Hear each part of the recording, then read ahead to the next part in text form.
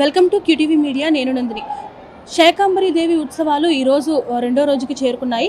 అయితే అసలు శాకాంబరి దేవి గురించి భక్తుల్లో ఎటువంటి అవగాహన ఉంది, ఆవిడ యొక్క చరిత్ర ఏంటి అనేది ప్రస్తుతం మనతో శాండిల్య గారు ఉన్నారు. గురుగారితో మాట్లాడి తెలుసుకుందాం. గురుగారు, అసలు శాకాంబరి దేవి యొక్క చరిత్ర ఏంటి? ఓం శ్రీమాత్రే నమః. శాకాంబరి ఇది విఖ్యాతమని మనకి సప్తశతిలో ఉంటుంది.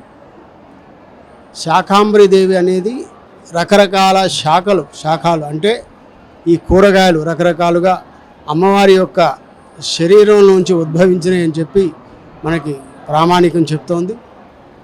పూర్వం ఒకప్పుడు దుర్భిక్షం ఏర్పడినప్పుడు అందరూ కూడా ఆ అమ్మవారిని శాకాంబరి దేవిని పూజించి ఆ అమ్మవారి యొక్క అనుగ్రహంతో దేశమంతా కూడా సుభిక్షంగా ఉందట.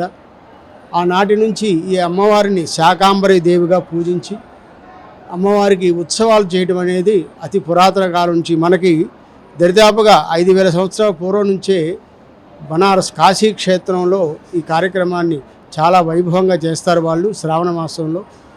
అలాగే ప్రతి ఒక్కరు కూడా ఆ అమ్మవారి యొక్క అనుగ్రహం కోసం తపన పడుతూ ఉంటారు.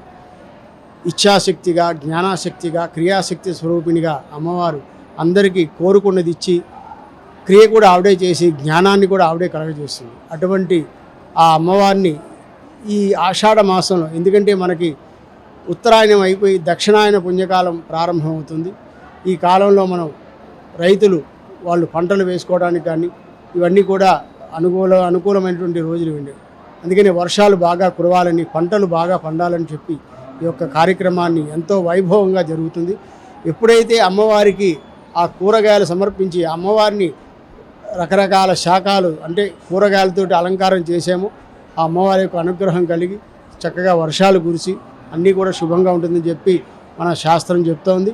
దాని ప్రకారంగానే మనం ఈ 3 రోజుల పాటు అమ్మవారిని ప్రత్యేకమైనటువంటి పూజా కార్యక్రమాలతోటి, ప్రత్యేకమైనటువంటి హోమాలతోటి అమ్మవారిని పూజ చేసి అమ్మవారి యొక్క నివేదనగా ఈ రకరకాల కూరగాయలన్నీ తయారు చేసి అమ్మవారికి కదంబంగా మహానివేదన చేయడం జరుగుతుంది.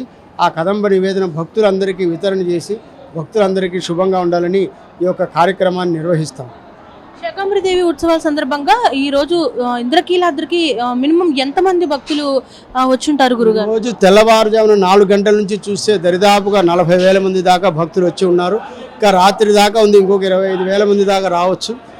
శుక్ర, శని, ఆదివారాలు అయితే మాత్రం దరిదాపుగా 1,00,000 మంది జనం ఉంటున్నారు ఇక్కడ. అలాగే అమ్మవారికి శాకాంబరి దేవ ఉత్సవాల్లో అమ్మవారిని ప్రత్యేకంగా చూడటం కోసం ఒక ఆంధ్రదేశం నుంచే కాకుండా తెలంగాణ, కర్ణాటక, తమిళనాడు, కేరళ నుంచి కూడా విదేశాల నుంచి కూడా అమ్మవారిని వచ్చి దర్శనం చేసుకుంటూ ఉంటారు. అటువంటి అమ్మవారిని దర్శనం చేసుకున్న అందరికీ విశేషమైన యోగం కలుగుతుంది.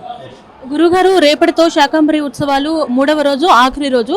సో రేపు అమ్మవారు అంటే ఏ రకంగా కనిపించబోతున్నారు భక్తులకి, ఏ రకంగా దర్శనం కూడా అమ్మవారిని రకరకాల పళ్ళతోటి అలాగే రకరకాల డ్రై ఫ్రూట్స్ తోటి అమ్మవారికి అలంకారం చేయడం జరుగుతుంది. దేవాలయం మొత్తం కూడా రకరకాల పళ్ళతోటి అలంకారం ఉంటుంది. భక్తులందరికీ కూడా ఆ ప్రసాదాన్ని కూడా అందరికీ పంచిపెడతారు. ధన్యవాదాలు గురు.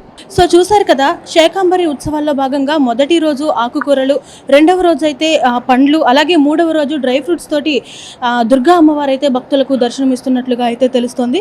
వీడియో జర్నలిస్ట్ నవీన్తో నందిని, విజయవాడ ఇంద్రకీలాద్రి నుండి.